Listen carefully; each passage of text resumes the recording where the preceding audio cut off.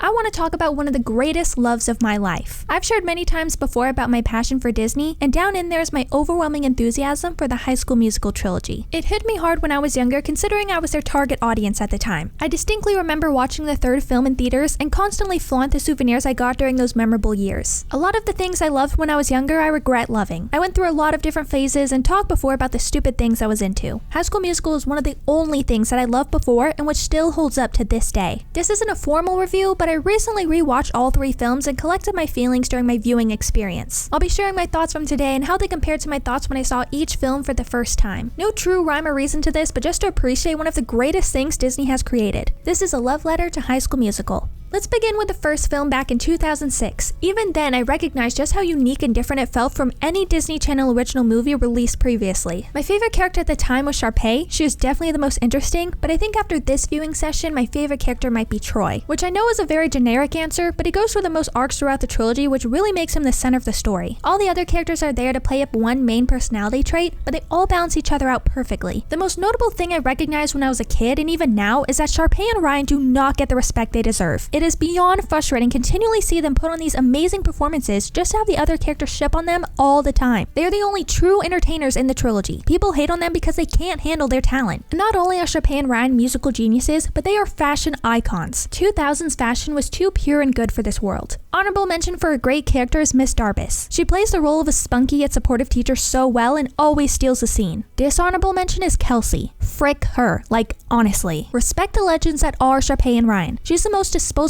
character, and yet they continue to make her more important as time goes on. All she does is point out when things go wrong and be the biggest Troy and Gabriella shipper there is. Seriously, it's a bit unnerving. Favorite song from this movie? Breaking Free. 1 year later and we have High School Musical 2. For a long time, I was sure the order best to worst was 3, 2, 1, but after rewatching them, I'm pretty sure it goes 3, 1, 2. The very clear reason 2 is at the bottom is because of its story. There's not a lot of emotional baggage that comes with a summer vacation, and the conflict they try and introduce is inconsistent. Sharpay is bitter because she wants to spend time with Troy, then she's manipulative because she wants to win the Star Dazzle Award and put on a good show, then it's because she wants to be with Troy again. It's too much and not enough at the same time. The driving force in this film is Troy's selfishness and how he gets back to being his humble self, but he's an incredibly inconsistent jerk. To be honest, I side with everything he's doing. His friends are jealous, but if I was being offered everything that Sharpay gave to him, you best believe I would do everything she asked. I mean, let's just be generous and say his college tuition was $10,000. Would you not be willing to sing with someone for that amount? Can your friends not deal with you being a jerk for a couple of weeks for $10,000? Troy never even really comes across as that big of a jerk anyway. Neglectful maybe, but this confrontation comes out of nowhere. Troy sounds like he doesn't have that much to defend himself with, but that's because he's right. It's annoying that his friends never stop to understand his perspective.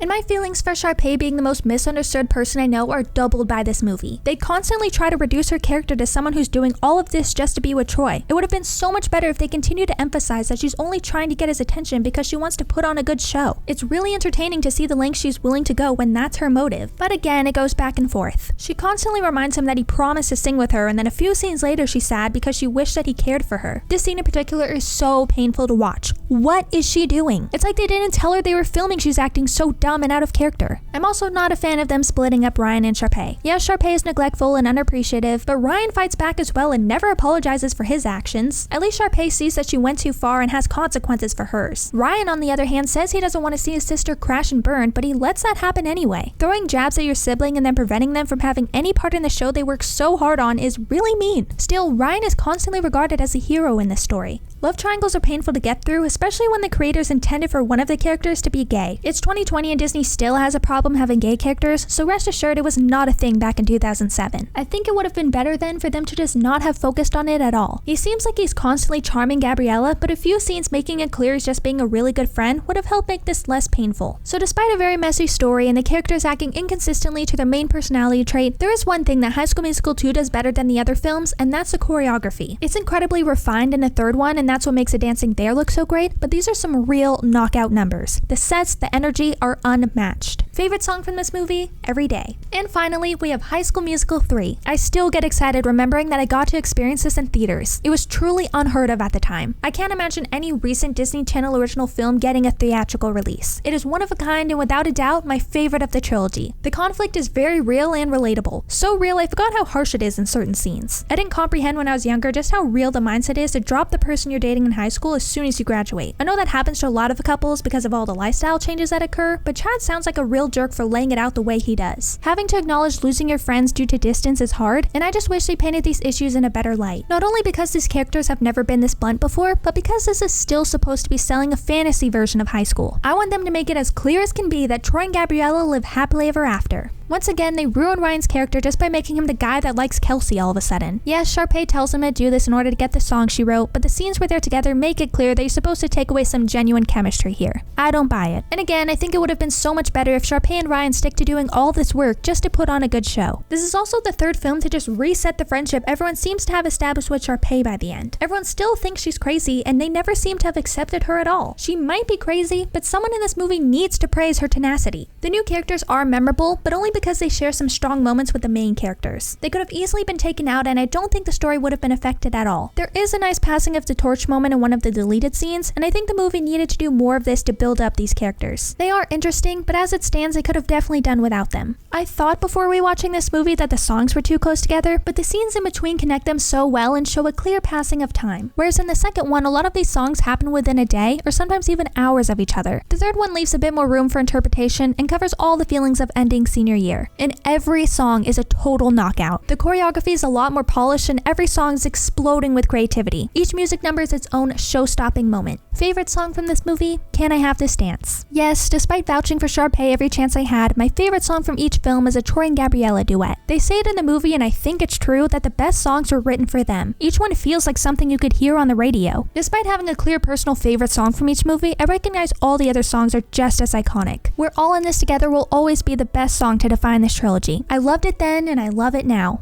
Any flaws I noted I only have just because I am so passionate about the story. Yes, I am biased since I grew up with these movies, but my praise is beyond genuine. I don't think Disney will ever make something this special again, so it's always nice to reminisce about a better time in their history. I try to look at new Disney Channel movies to see if any of them will have the potential of being the next High School Musical for this age, but none of them live up to that title. Especially not these scummy reboots that are only special because they remind you of something far better. There are good songs and moments in these newer films, but they all seem like they're trying to capture the same magic that High School Musical did, but this is a level of talent that can't be matched. It's been a real treat getting the chance to talk about something I love so much for the past few minutes. Sharing the things you're passionate about helps shape your opinions and mindset just as much as any critique can. Rest assured there'll be plenty of both moving forward. Any chance I have to praise High School Musical is a chance I'm taking. It's certainly the best thing to come out of Disney Channel, and I will always regard it as one of the best things Disney has ever created.